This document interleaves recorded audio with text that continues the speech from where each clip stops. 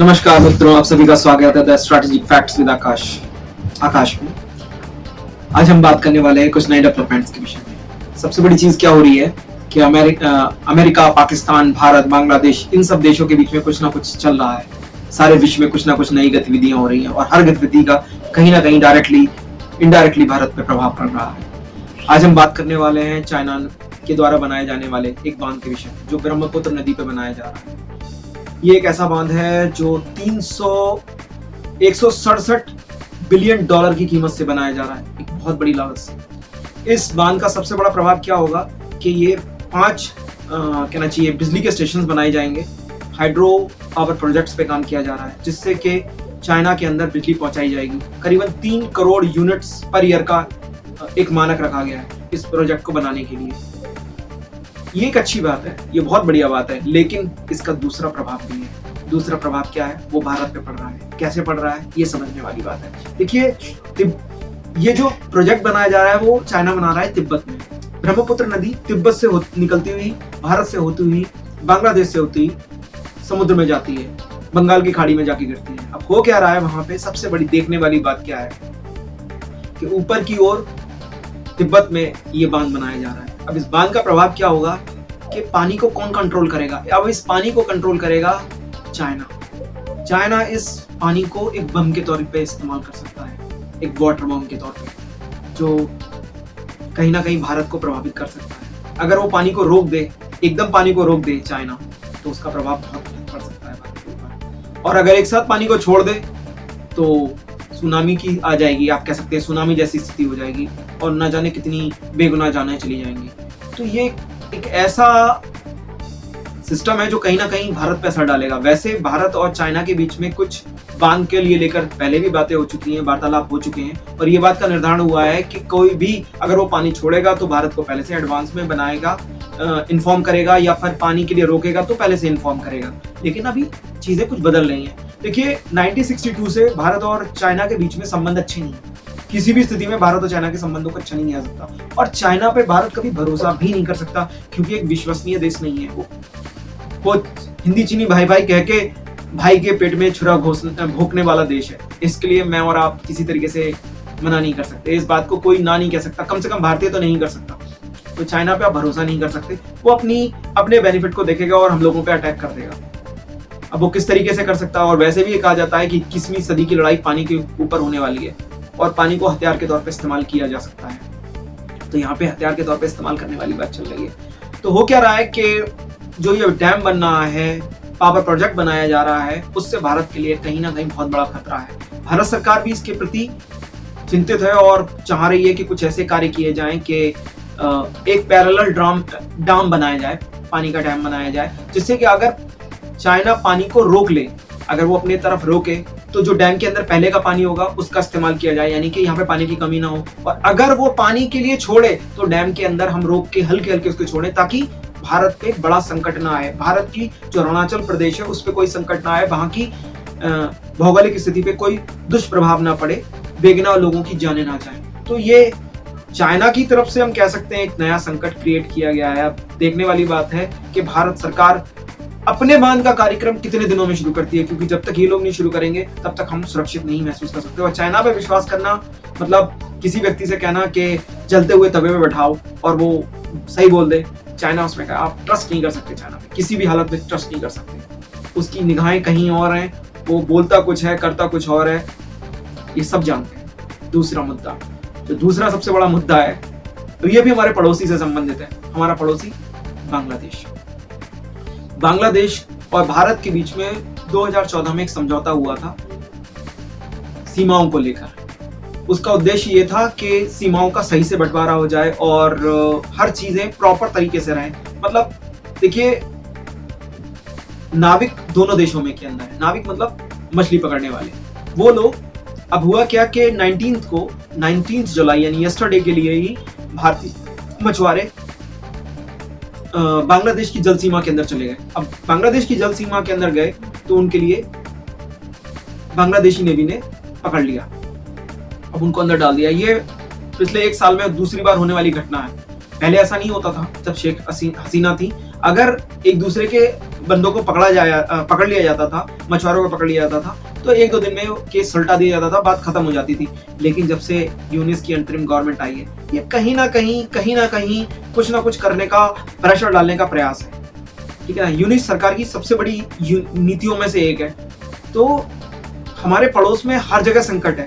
एक साइड से बांग्लादेश का, जिसको हम आधे में गिनते हैं, एक साइड से पाकिस्तान का, और तीसरे साइड से चाइना का, जो एक बहुत बड़ा संकट है। तो इन तीनों संकटों के विषय में सोच के चलना है और निर्णय करना है कि इन मुद्दों को कैसे सुलझाया जाए। अब देखिए ना, हम लोगों को हमारे देश के लिए काउंसलर एक्सेस नहीं दी जा रही है उन मछुआरों से बात करने के लिए। बांग्लादेश अपनी नीतियों पे काम कर रहा है। अब होगा क्या, कुछ दिनों बाद भारतीय लोग भी सीमा में घुस के उनके मछुआरों को पकड़ लेंगे, फिर वो लोग कहेंगे अरे नहीं यार ये गलत हो गया, आप हमारे छोड़िए, तब हमारे छोड़िए। ये चीजें आजकल ऐसी होने लगी। पड़ोसी का सदुपयोग नहीं किया जा रहा है, पड़ोस का रिस्पेक्ट नहीं की जा रही है, इसमें कोई शक नहीं है। अब देखते हैं भारत सरकार इसके लिए क्या कदम उठाती है, और मुझे उम्मीद है कि बहुत जल्दी विदेश मंत्रालय की तरफ से कोई ना कोई मतलब अपडेट मिलेगा इस संबंध में। तीसरी खबर जो सबसे महत्वपूर्ण खबरों में से एक ये भी खबर है। देखिए, ट्रंप के विषय में सब जानते हैं। जब से वो अमेरिका के राष्ट्रपति बने और दूसरा कार्यकाल उनका शुरू हुआ है, कुछ अलग ही निर्णय ले रहे हैं। समझ ही नहीं आ रहा है ट्रंप क्या कहना चाह रहे हैं, क्या करने वाले हैं। उनकी बातों पे आप ट्रस्ट नहीं कर सकते। वो एक विश्वसनीय इंसान साबित नहीं हो रहे हैं किसी के लिए। मतलब वो बंदा कभी कुछ बोलता है, कभी कुछ बोलता है, उसकी बातों का कोई ट्रस्ट ही नहीं है। कभी ये करना है, कभी वो करना है, अपनी ही बात से फिर जाना, ऐसी सिचुएशन बन रही है ट्रंप की तरफ से। फिलहाल में अब आते हैं भारत पाकिस्तान के मुद्दे को लेकर। देखिए, 22 थोड़ा बैकग्राउंड पे चलते हैं तो ज्यादा बेटर क्लियर स्थिति होगी। 22 अप्रैल को पाकिस्तानी आतंकवादी संगठन ने हमारे देश में आकर 26 बेगुनाह लोगों को धर्म के आधार पर मार दिया। उनसे पूछा गया, धार्मिक पहचान पूछी गई, उनसे कलमा पढ़ने के लिए कहा गया। जो नहीं सुना पाए उनको मार दिया गया, और उनकी तरफ से धमकी दी गई कि अपनी सरकार को ये सूचना दे दो कि हम ऐसा कर सकते हैं। उसके बाद भारत सरकार ने 7 मई को हमला किया पाकिस्तान के ऊपर, और वो जो स्पेशली टेरर कैंप्स थे पीओके में, उन सारे कैंप्स को नष्ट किया गया। जब चीजें थोड़ी और एस्केलेट हुई तो एस्केलेशन की वजह से चीजें और बढ़ी। तो क्या हुआ कि पाकिस्तान ने भी भारत के ऊपर हमला करने की कोशिश करी। तो जवाबी कार्रवाई में भारत ने एक भयंकर जवाबी कार्रवाई की, और जिसके अंदर क्या हुआ, ऑपरेशन सिंदूर में बहुत सारे जितने भी मतलब स्ट्रेटेजिक कहना चाहिए पाकिस्तान के सामरिक अड्डे थे, उन सबको नष्ट कर दिया गया। इससे ये बात दिखाने की कोशिश की गई कि हम इस चीजों को और भी बढ़ा सकते हैं। भारत की तरफ से किसी भी तरीके से बेगुनाह लोगों को, पाकिस्तान के बेगुनाह लोगों का निशाना बनाने की कोशिश नहीं की गई, लेकिन एक क्लियर संकेत दिया गया कि अगर आप ऐसा करेंगे तो हम और भी बुरे परिणाम की ओर आपको ले जा सकते हैं। अब देखने वाली बात क्या है, इसी दौरान में हमारे ट्रंप महोदय आ जाते हैं। देखिए, थोड़ा सा और पीछे चलते हैं। शपथ लेते समय ट्रंप ने कहा था कि मैं शपथ लेने के 24 घंटे के अंदर रूस और यूक्रेन के बीच में जो वॉर चल रही है 2022 से, उसको खत्म करवा दूंगा, बहुत जल्दी उसको क्लोज करा दूंगा। वो नहीं करा पाए। तो ट्रंप को लगा यार ये मौका है, इसका कुछ फायदा उठाया जाए, कुछ ऐसा किया जाए कि दुनिया में वाहवाही हो जाए। तो भारत और पाकिस्तान के बीच में म्यूचुअल डिस्कशन चल रहा था। पाकिस्तान, जैसा कि खबरें सुनने में आई हैं, कि पाकिस्तान पहुंचा अमेरिका के पास में और अमेरिका से कहा कि देखो भाई, अगर भारत ने ऐसे ही हमले करते रहे तो हमें परमाणु हमला करना पड़ेगा भारत में। जेडी वेंस ने ये बात भारत के प्रधानमंत्री कार्यालय में की। उस दौरान हमारे विदेश मंत्री जयशंकर जी थे। तो जयशंकर जी ने इस बात को क्लियरली कहा कि मैं उस टाइम कॉल के दौरान में था, तो हम लोगों ने ये कहा कि हम किसी परमाणु बम की धमकी से डरने वाले नहीं है। अगर वो हम पे परमाणु हमला करेंगे तो हम भी करेंगे, ठीक है ना। तो यहाँ पे सबसे बड़ी बात यह है। तो अब हम आगे और बढ़ते हैं। अब भारत या पाकिस्तान की तरफ से इस युद्ध विराम का डिक्लेरेशन होता। वैसे ये युद्ध नहीं था, ये एक छोटा सा ऑपरेशन था दिखाने के लिए कि हम लोग इसको बड़े लेवल पे ले जा सकते हैं। एस्केलेट हुआ तो और बड़े लेवल पे जाएगा।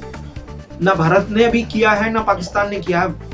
हमारे प्रिय राष्ट्रपति, अमेरिकी राष्ट्रपति, मैं प्रिय इसलिए कहता हूँ क्योंकि कुछ बातें उनकी बहुत अच्छी लगती हैं और बहुत, क्या कहूँ मैं उनके विषय में, रेस्पेक्ट तो था, लेकिन अब वो हल्के हल्के कुछ डाउन हो रहा है क्योंकि अब आजकल उनकी हरकतें कुछ डिफरेंट टाइप की हो गई हैं।